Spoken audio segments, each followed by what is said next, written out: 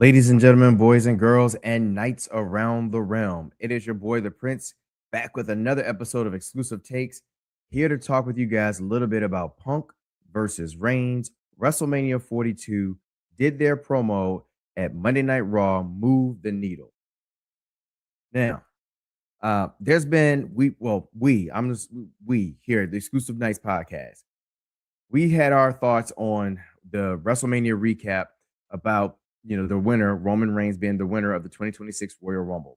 And we talked about WWE and their booking and how we really wanted to see WWE take that leap with their so-called WWE superstars and book a new like young up-and-coming talent for WrestleMania 42 in their main event, and kind of just to start that segue into the next iteration of talent that has been coming up into the WWE main roster scene, from Obafemi to Trick Williams, Javon Evans, and so on and so forth.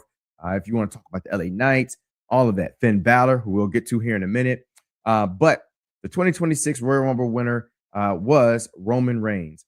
And so we all kind of felt some type of way about this, about the booking of this, the booking of the Royal Rumble, the booking of Roman Reigns being the winner, and how just safe and stale that it felt, because Roman Reigns was going to be main eventing his 11th straight WrestleMania, which, again, I want to just kind of make sure it's understood that, I am a huge Roman Reigns fan. We love Roman Reigns. We acknowledge him as the tribal chief. Okay. So we understand that, this is nothing, so please understand that this is nothing against Roman Reigns itself, but that was the initial feeling of this.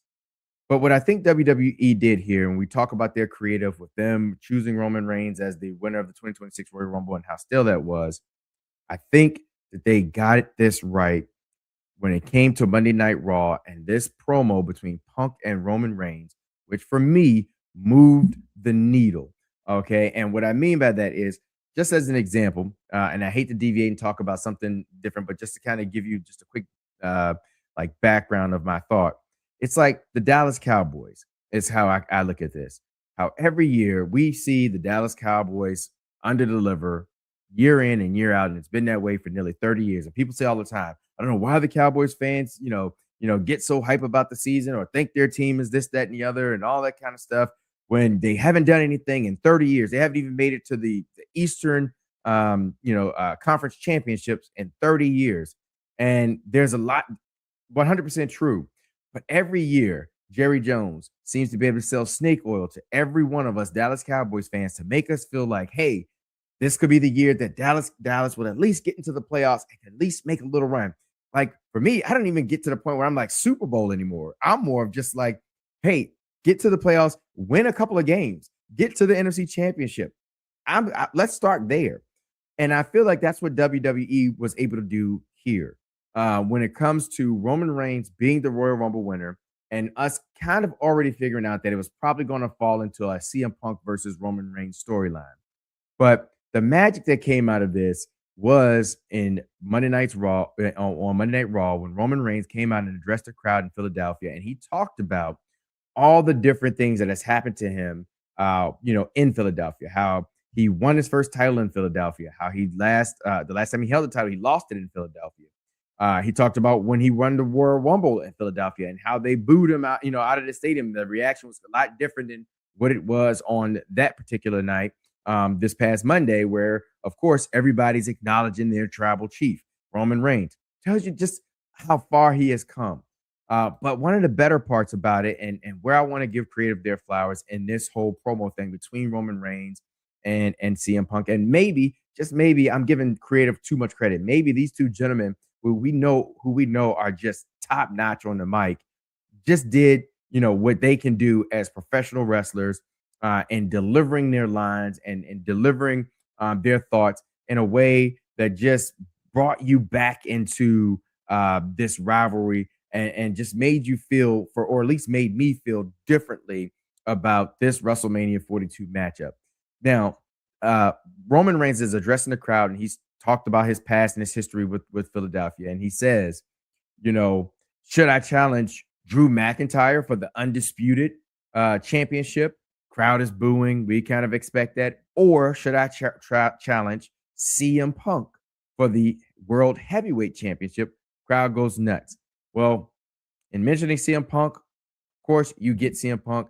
CM Punk comes out, crowd's going nuts for him. And he, walks into the ring. And really quick, I want to go off on a tangent here. When it comes to CM Punk and what he did when he entered the ring, he immediately addressed because earlier in the night, the WWE had been playing vignettes of Finn Balor and kind of resetting Finn Balor, his character, and reintroducing him. At least that's what it seems the vignettes are doing, reintroducing him to the WWE fandom as this new version of Finn that's going to be, coming and challenging CM Punk. And for CM Punk not to have been in the Royal Rumble was already disrespectful.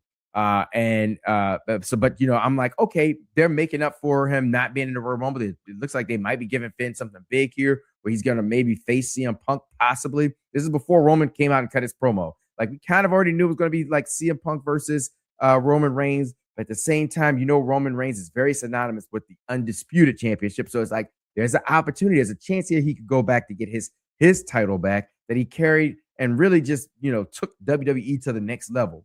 But so you're like, okay, they're doing this creative thing. They're spending time with Finn. They're giving him this opportunity to kind of reintroduce himself. This is great. For CM Punk to come out and immediately address Finn Balor in about 3 sentences told me everything I needed to know, that there was no chance in hell that Finn Balor was going to be beating CM Punk anytime soon for the WWE Heavyweight Championship. So all the vignettes that they had been showing that night, reintroducing, I think it was 2 vignettes that they showed that night, reintroducing Finn Balor, just gave me this feeling right here.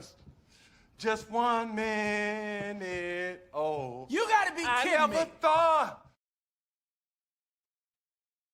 You got to be kidding me. I'm like, so wait a minute, WWE. We took time to create these vignettes to kind of show Finn's backstory when he's just a young pup. They even had scenes of him being a young pup, just wrestling, talking about his love, his passion, what he did for the wrestling industry, all that kind of stuff. And to try to make us feel for Finn Balor again, only for him to really be written off in 3 sentences, because we know this right here is the money match, Punk versus Reigns. And it just made me just Finn Balor, just free Finn. He cannot get a win. And that right there, it's frustrating. It's Florida. Damn. That's how I feel when it comes to Finn. If you watch Xclusive Takes, or Exclusive Minds, some of us even picked Finn to win the Royal Rumble because we thought they were building a story there. But anyhow, I digress. But he addresses Finn, so that tells us Finn is not winning this.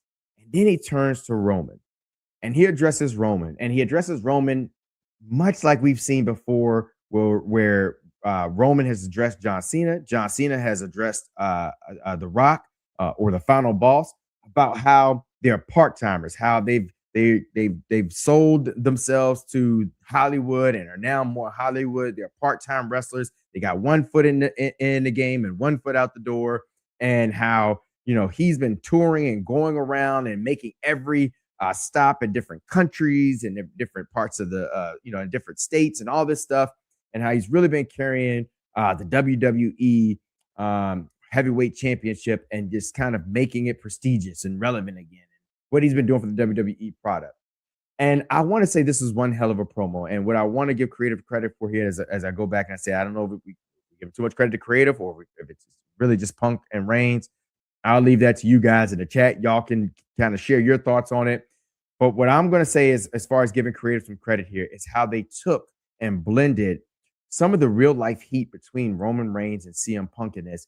And I always say that you get the best stories and the best feel and the best investment into a match and into wrestlers when you have that type of story where it's blurring like backstage and kind of maybe peeling back some of the curtain of like the feelings of two different wrestlers and how they may feel about each other, outside of the cameras and being in the ring. And this was kind of like highlighted and addressed here, where CM Punk was addressing Roman and talking to him about being a part timer. And Roman, who stood there for most of the time, and I was thinking, because CM Punk is so good on the mic, we all know how good CM Punk is on the mic.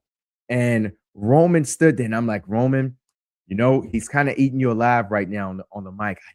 How are you going to come back from this? How are you gonna show why you are the tribal chief and why you are this man that has carried WWE to new heights, got them their Netflix deal, like why fans were so invested into you for the 3 or 4 years that you were just on top of the mountain in WWE. And Roman Reigns delivered one banger of a promo, and he addressed CM Punk and talked about how CM Punk, left the company 10 years ago, because one of the things CM Punk talked about was how he brought Roman Reigns and Seth Rollins up, to the main roster. But Roman Reigns kind of threw it back at him and said, you left us 10 years ago. Not only did you leave us 10 years ago, you dragged our names, and particularly my name, through the mud on your, friend's podcast. You made my life a living hell during that time. And we all know the hell that Roman went through when he was first introduced as like this next, as the new like wrestler for us to be invested in and to carry the brand. And we know the story of it being booed all the way to what he is now, and how it made his life much harder than what it had to be. But when Punk wanted to come back, how WWE leadership came to Roman and asked him if they should bring Punk back in, and Roman agreed and said yes, and how he gave or got Punk back into the WWE, or gave the blessing for Punk to come back into the WWE, and not only come back into the WWE, but then he talked about how Punk was up to his same old tricks. He comes back into the WWE. He takes his wise man. He plays with the bonds of the bloodline from Jimmy and Jey Uso and all of them, and how that kind of blew up in Roman. Roman talked about how he hated Punk, and I said, you know what? This is good. This is good stuff here, because we know Seth hates CM Punk. And now Roman kind of shared with you how he truly feels about CM Punk. And he said told CM Punk, look, I could choose you because you're currently one of the top talents in the WWE. I can choose you because of the fact that you're carrying the heavyweight championship. But he's choosing CM Punk because he hates him. He hates what he stands for. He hates the fact that that CM Punk, walks around and treats like Seth and him the way he does, like the little brother of the WWE, or to him, I should say. And Roman hates that. And he told CM Punk, this was the best part of it, was that at WrestleMania 42, he will acknowledge him. And he dropped the mic. And that there, guys, that promo, that finisher, the way it went off air there, gave me the only thing that it could give me. And this is what moved the needle for me to say, you know what? I'm here for it. I'm on the bandwagon again, just like it happens every year with the Dallas Cowboys, because it gave me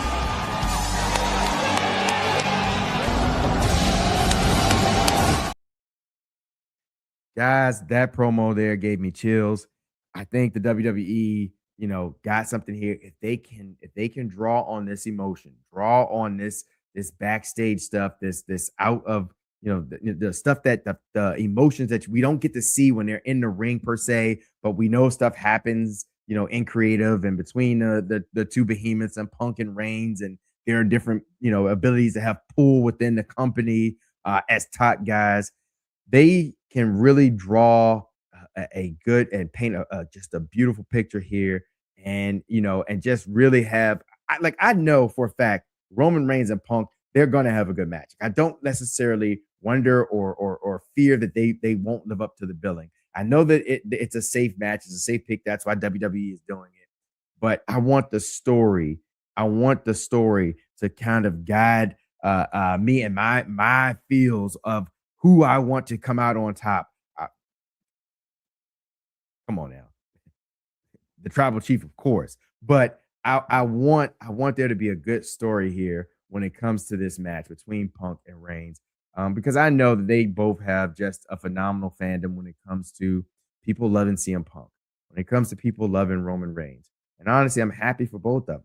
I'm happy that they're both back in WWE. I'm happy that they're at a point where we can have a match like this. You know, I've kind of wrapped my head around the idea that WWE, they're just not in a position where they can take risks. So they're gonna make the safe move, and it's just something that I have to accept. Maybe if I dare speak for everyone, like as fans of WWE, some people don't have a problem with this. They don't have a problem with passing the ball to Roman Reigns each WrestleMania, or CM Punk each WrestleMania, or Cody Rhodes or Seth Rollins, and so on and so forth. They don't have a problem with it. But it is what it is. It's the nature of the beast when you are a business like the WWE that's got a parent company that is looking to get every bit of their dollar from the wrestling business. They're gonna continue to do what will sell tickets and put butts in seats. And sometimes to us, like hardcore fans, it's to the it's a detriment, in the sense that we may have other people. We're like, man, we really would like to see Obafemi in this spot, Trick Williams in this spot, LA Knight in this spot, Finn Balor in this spot. And the WWE just can't really deliver that to us.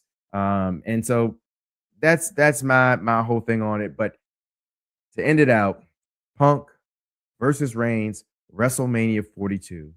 Did their promo move the needle? My exclusive take for the Prince, it did move the needle to the positive side of, like, okay, I'm here for it. As long as they're going to tell a story this good and they're going to have this type of tension between these two. I don't care necessarily about who's good or who's bad. And that's shout out to my man Corey. If you caught us on the post of the Royal Rumble, he talked about WWE constantly having to have this heel versus face. I don't care if Punk and Reigns are both heels. I just want the story. I want the story to be good. I think the WWE can deliver on that, especially if they let these guys keep going out there and speaking on their emotion. Punk, Reigns, WrestleMania 42. I'm here for it. They've moved the needle. They've done their job. Shout out to those guys. Shout out to that promo from Monday Night Raw. But as usual, guys, I want to remind everybody you can catch more of the Exclusive Nights podcast, Exclusive Takes, and Exclusive Minds, and Heartbreak Hotel, all of that stuff, right here on the Exclusive Nights podcast. But you have to subscribe. You have to check us out on Facebook, TikTok, X, Instagram, YouTube. Like, comment, share. Listen, we appreciate the love that we've been receiving. All of the subscribers we've been gaining over the last couple of weeks, all of the months, really. Same thing on our X, on our TikTok, Facebook, and all of that kind of stuff. We really appreciate the love. We're really striving to continue to bring you that wrestling content the one way and the only way that we know how to do it. Guys, y'all already know what it is. If you've been following us for any period of time, we try to bring it to you the exclusive way. All right, ladies, gentlemen, with that said, Knights, I appreciate y'all. Thank you for 20 minutes of your time just to let me get this off my chest about, Roman Reigns and CM Punk, because I've been thinking about it. After that promo, I really just had to think about it. And I thought, hey, I want to give, creative some credit here, because I know they've been dragged through the mud after the Royal Rumble, but I thought that they did a great job at least coming up with a good story and a good reason as to why Roman Reigns would challenge CM Punk versus Drew McIntyre. Hey, real quick too, Drew McIntyre, I'm sorry for the way they talked about you, man. I cannot wait for SmackDown, and hopefully you get the opportunity to address the slander that they kind of just dragged your name through the mud about how they all just dogged you over the last few years and how you really want to challenge to either one of them.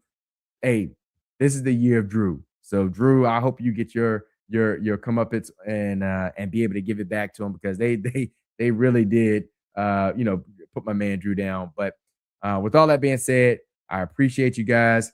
Listen, I really want you guys or I really want to tell you guys how much, again, we appreciate you and that, we can't do this without you. So definitely share some comments down in the bottom. Let's have a discussion about this, whether it moved the needle for you, whether it did not, if you still feel the same, if you still, don't care for this matchup here in WrestleMania 42. I really want to know your thoughts and kind of, what this promo did for you. But without further ado, listen, we strive to be the best there is, the best there was, the best there ever will be. And make sure that your nights will never be the same. Lemon Pepper Steppers out.